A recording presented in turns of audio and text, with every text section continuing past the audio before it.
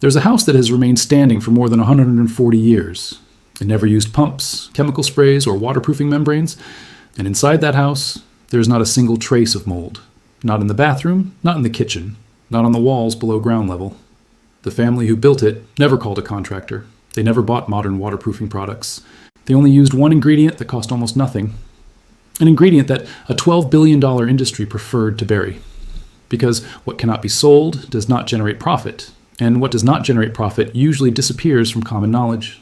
This is the story of the lime secret, a secret that many Amish homes still preserve, and one reason why the industry needs you to remain ignorant.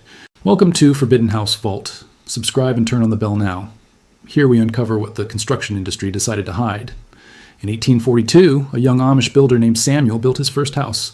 This happened in Lancaster County, Pennsylvania. Samuel was only 23 years old. He had no power tools, no synthetic materials, and the nearest hardware store was more than 80 kilometers away.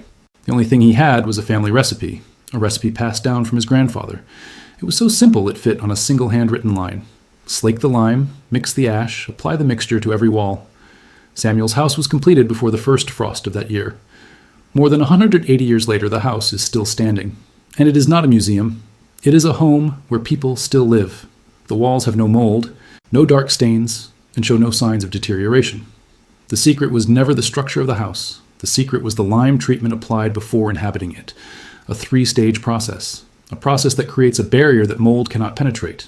A barrier so effective that today material scientists study it, and a barrier that the waterproofing industry has ignored for decades. The Amish did not invent the use of lime, they simply preserved the method.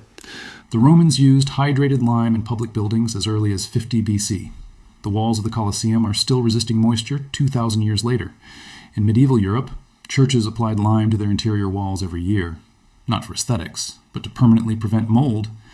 In 1493, a monk named Frauke documented this method. He wrote that walls treated with lime never developed black rot. This knowledge traveled across Europe with migrations. German settlers brought it to Pennsylvania in the 18th century. The Amish preserved it, while the rest of the world abandoned it, because the Amish do not abandon methods that work. Now, let's look at why lime works from a chemical perspective.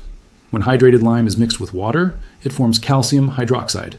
Calcium hydroxide has a pH of approximately 12.4. Mold cannot survive in environments with a pH above 8.5.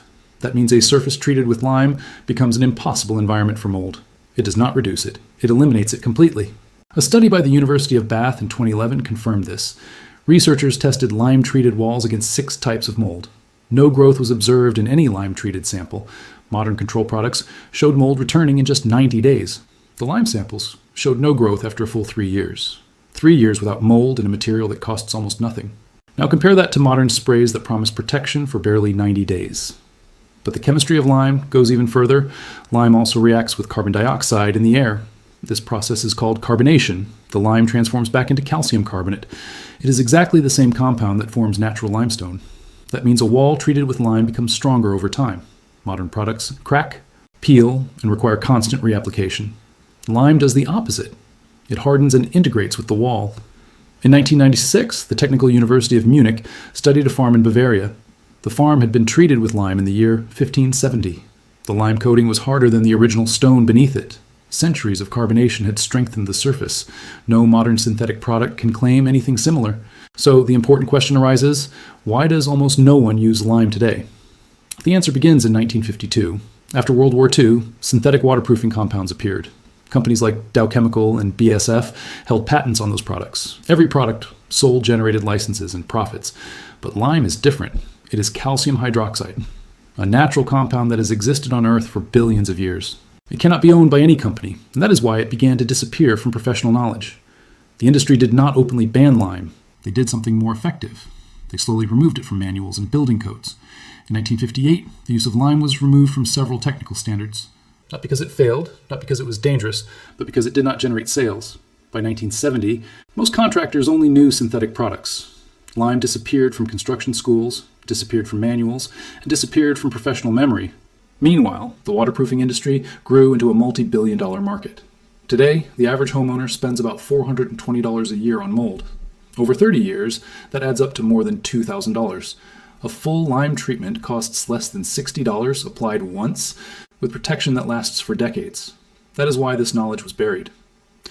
A 2019 EPA report showed something concerning. 47% of homes in the United States have active mold. After half a century of waterproofing products, they control the problem, but never eliminate it completely, because a solved problem means losing customers. The Amish never accepted that model. They never believed that protecting a home requires constantly buying products. In Pennsylvania and Indiana, lime is applied in almost every Amish home. The entire community gathers to do it in a single day. No contractors, no commercial products.